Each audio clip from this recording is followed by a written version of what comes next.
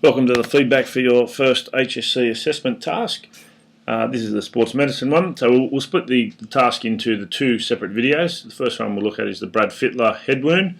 Now, just before we start here, a couple of people, or a few people actually, came unstuck here with this terminology, the type of injury and cause of injury. So just make sure for future reference you read each question very closely so you can see what the actual question is asking, because a few people, like I said, cost themselves up to 8 marks out of 30 here because they simply mixed up their terminology. So according to the type of injury, for Brad Fittler with his head wound, you needed to name the type of injury, so we've done that with soft tissue injury, but it also asks you to explain it. So if you just said Brad Fittler had a soft tissue injury, you would have only got 1 out of 2. So you had to explain it. And we're explaining it in that it's a wound, so it means the skin's been broken and the skin's classified as soft tissue, therefore qualifying it to be a soft tissue injury. Same thing with the cause.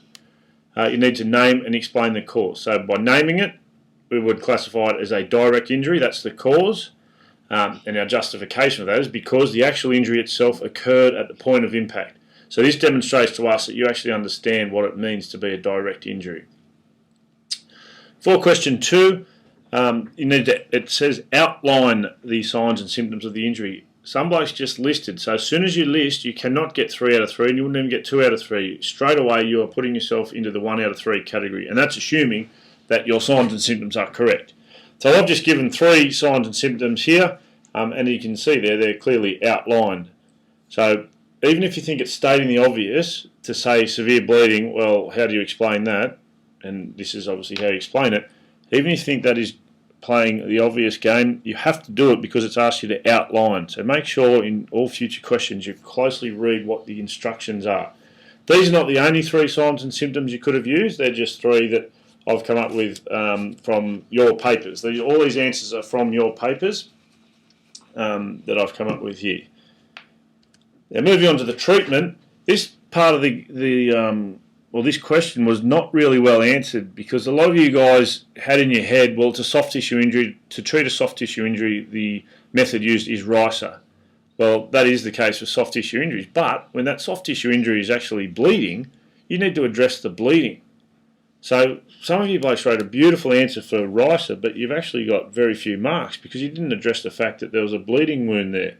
And if you think back to your syllabus, part of the syllabus actually is the immediate treatment of skin injuries, the part of the Learn 2. So don't overlook that because, like I said, all of you guys nailed RISA, but that wasn't the answer.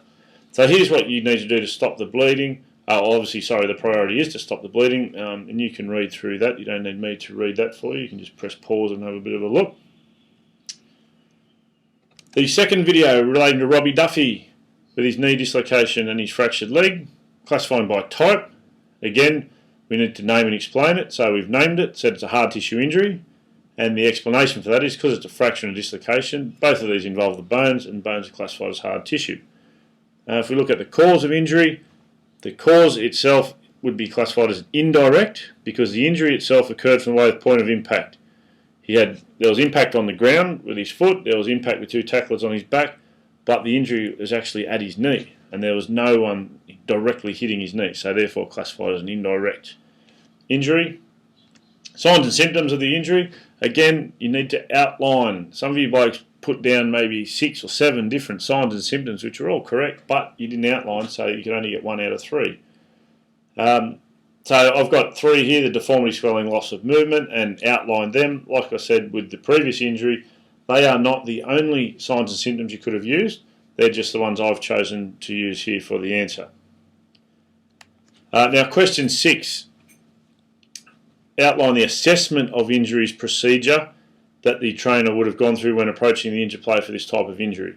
First of all, the assessment of injuries is not treatment. It is just trying to ascertain how severe an injury is. So some of you guys started talking about immobilisation, RISA, all things like that, and you completely missed the boat here because the question didn't ask you anything about managing the injury. It is purely assessment of injuries. And when we talk about the assessment of injuries, we are talking about the acronym toe taps. An important part of this question was in brackets saying make sure all areas are covered even if unable to be performed. So obviously it's such a serious injury, you're not going to go through all of toe taps, but we need you to go through all of toe taps for us in the context of this answer so we know that you know the content.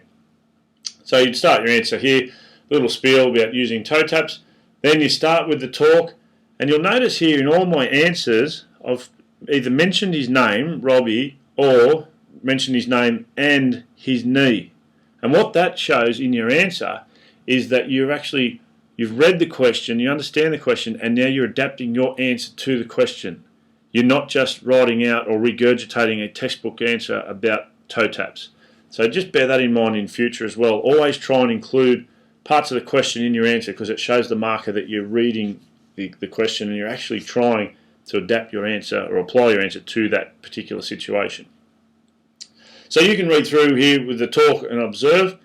Now here, after you'll notice I've mentioned after this stage, there's no need to go through the rest of the procedure because it's obvious from the signs that a serious injury has occurred, and you would also note that professional medical advice will now be sought.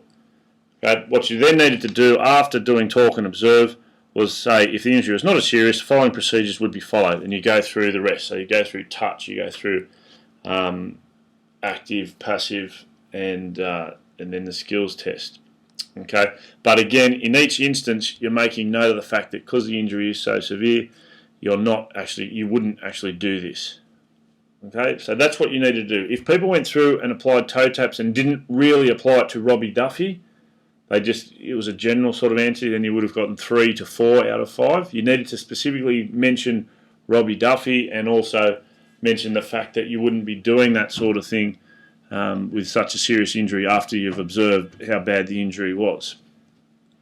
And the last question, question 7, was for 6 marks, outline the inflammatory response of the body that occurs in the tissue surrounding an injury. Now what I've done here, I've actually cut and pasted directly from your textbook the explanations for the acute inflammatory response. So with your answer, you didn't have to have it word for word textbook, but important things that you needed to have. So effectively, there's 3 phases. So this 6-mark question is broken into 3 2-markers.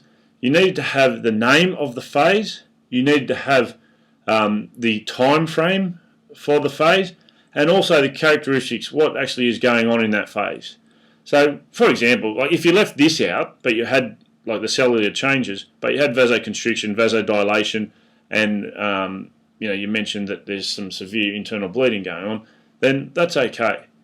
So, like I said, you didn't have to have every aspect of this, but the key ones are the name of the phase, the time frame, and some general things as to what is happening.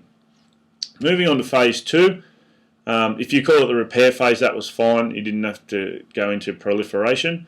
But again, you need to have some sort of name for it. You need to have the correct time frame and what is happening. So the scar formation and these 3 stages, they were crucial to it as well, the resolution, regeneration and repair.